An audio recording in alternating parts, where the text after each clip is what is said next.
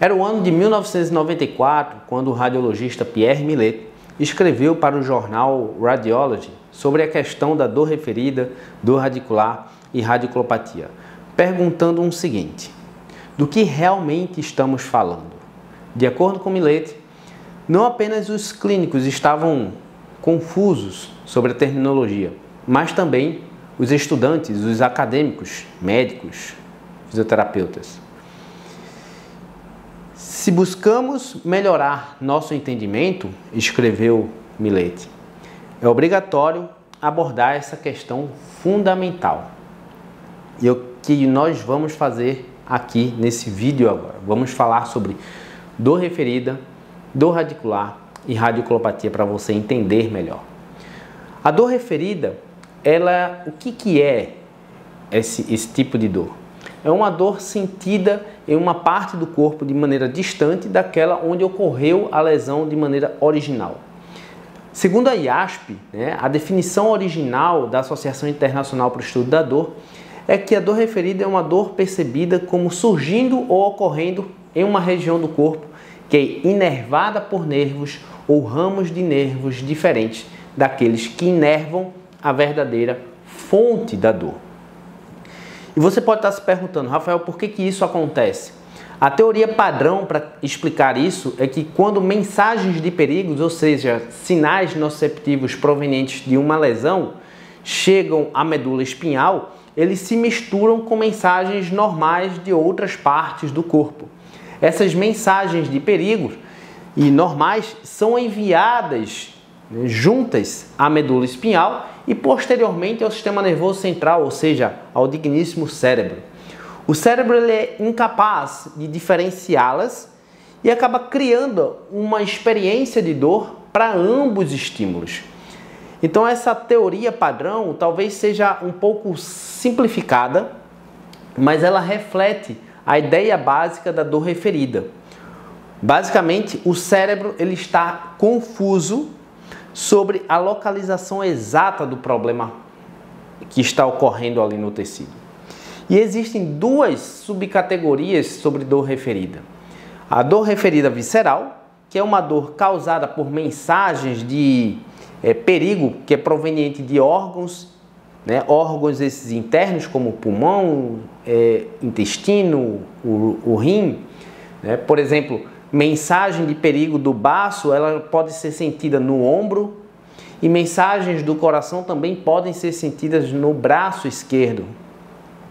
E a outra subcategoria de dor referida seria a dor referida somática, que é uma dor causada por mensagens de perigo proveniente de tecido somático, como osso, cartilagem, músculo. Um exemplo que eu posso dar aqui é que mensagens de perigo de um disco intervertebral ou até mesmo de uma articulação facetária, elas podem ser sentidas na região do glúteo do seu paciente, na nádega, e consequentemente isso acabar descendo pela perna e ser facilmente confundida com uma dor radicular. Só que a característica da dor referida geralmente é uma dor difusa, é uma dor latejante, é uma dor profunda e de difícil localização, diferentemente de uma dor radicular. Porque a dor radicular é um tipo de dor neural, é uma dor nervosa. Ela é causada por potenciais de ação que se originam na raiz nervosa e ou no gânglio da raiz dorsal. Essa não é a origem normal de um potencial de ação, que deveria começar lá nas terminações nervosas livres, em tecidos como pele, músculo, osso, ligamento, tendão, entre outros. Então, esses potenciais de ação que surgem dentro de um nervo ou de um gânglio da raiz dorsal são chamados de impulso ectópico. Ectópico significa o lugar errado. Então, além desses impulsos ectópicos, então parte do quadro clínico da dor radicular é provavelmente causada por uma hiperexcitabilidade neuronal de maneira generalizada. Basicamente, em resposta a uma lesão na raiz nervosa, o neurônio ele pode amplificar sua estratégia de defesa, de forma que mesmo estímulos normais e não ectópicos, eles desencadeiam o impulso de maneira mais facilitada. E aí você pode se perguntar, mas como que é a dor radicular? A dor radicular geralmente ela acompanha um trajeto neuroanatomicamente plausível, ou seja, o território da raiz nervosa afetada.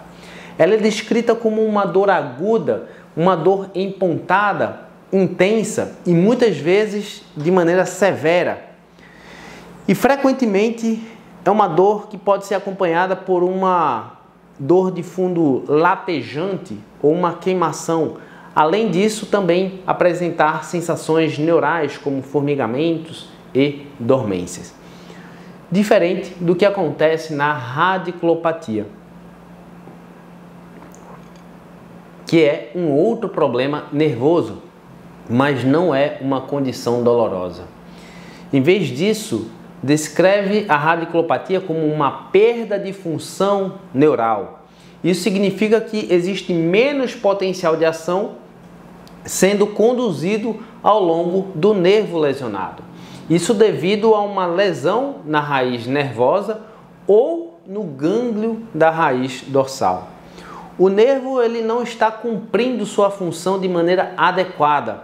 Um exemplo cotidiano de perda de função nervosa é quando você permanece muito tempo sentado, né, e a sua perna começa a ficar dormente, ou quando você dorme em cima do braço e seu braço começa a adormecer.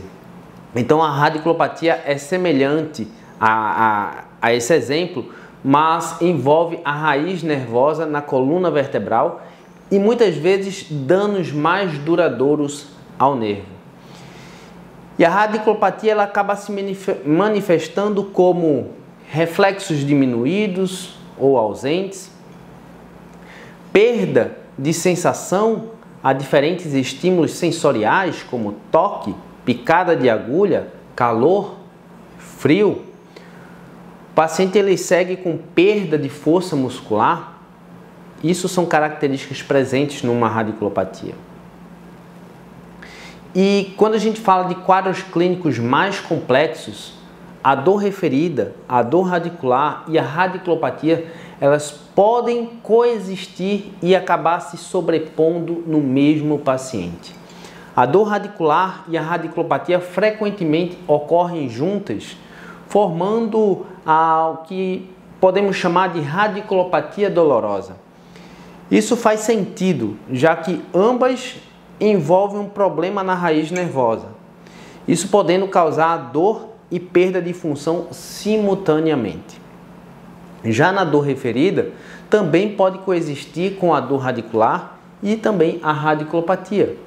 Um grande exemplo que a gente pode dar é uma grande hérnia de disco que pode lesionar uma raiz nervosa, que acaba causando a dor radicular, mas também desencadear sinais nociceptivos do disco e do tecido que está ali ao redor. Isso acabar gerando também uma dor referida na nádega ou na perna. A dor radicular por si só, ela nem sempre segue o padrão clássico de um dermato. Tem alguns estudos que mostram que é difícil determinar qual a raiz nervosa que está causando a dor apenas pelo padrão de dor. Além disso, a dor radicular pode acabar se expandindo além do esperado.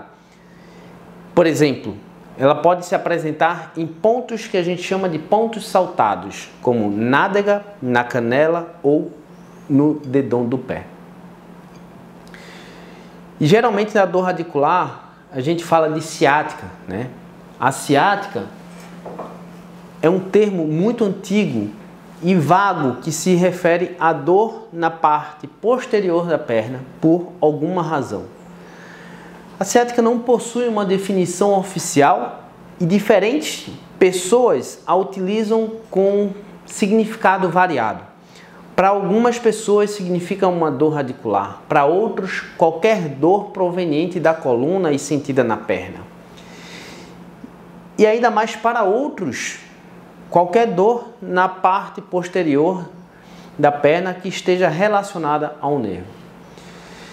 E apesar de esse termo ser desencorajado pela comunidade científica, o termo ciática, ele ainda é amplamente usado por leigos e clinicamente por profissionais, né, como uma forma conveniente de se referir à dor na perna que parece ter a relação com o nervo. Então, nesse vídeo aqui você pode ter alguns pontos chaves, um resumo básico desse vídeo. É que a dor referida é uma dor em um local diferente da fonte e geralmente difuso e de difícil localização.